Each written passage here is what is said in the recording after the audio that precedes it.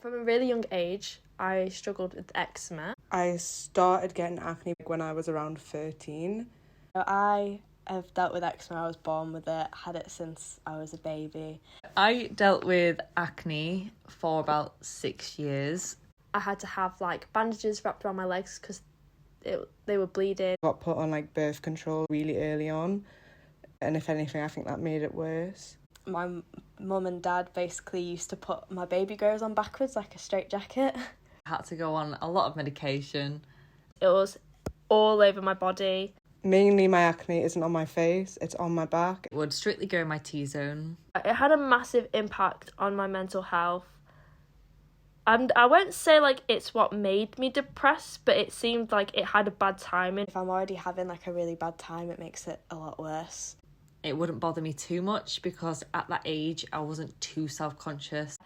It got me when I was feeling really low about myself.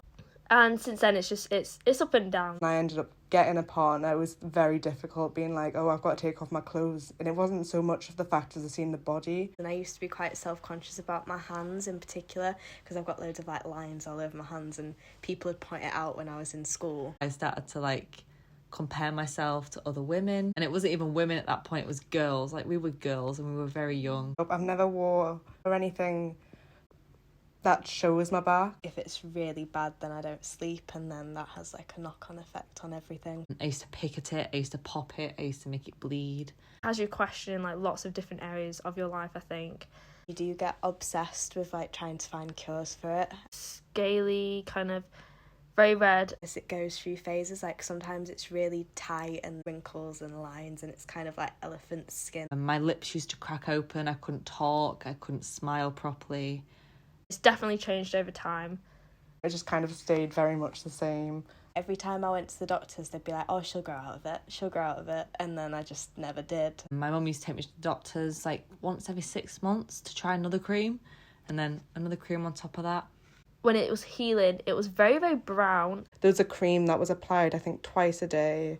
It was almost like a bleach. Sometimes it's really broken because I've been scratching it. Sometimes it's flaky. I was so swollen and red and rashy, and I couldn't open my eyes properly. They would scar really bad. All the scars on my body, they do not change colour. They're like snowflakes. So I've always tried to stay out of the sun.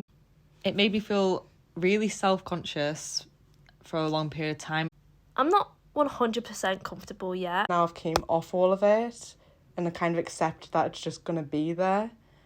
It has got worse since moving away from home. Now I'm a lot happier because it's not as severe, but it's been a journey. I am now fully comfortable in my skin. It's not always physically comfortable, but I think mentally I've just accepted what it looks like. I have hope that I will be eventually, whereas like in the past I was like, this is it forever. I think it'll more likely be probably a life thing.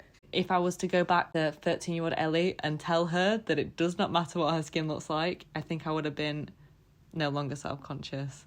I think I've just learnt to live around it but not with it, because I don't think you should just have to live with it.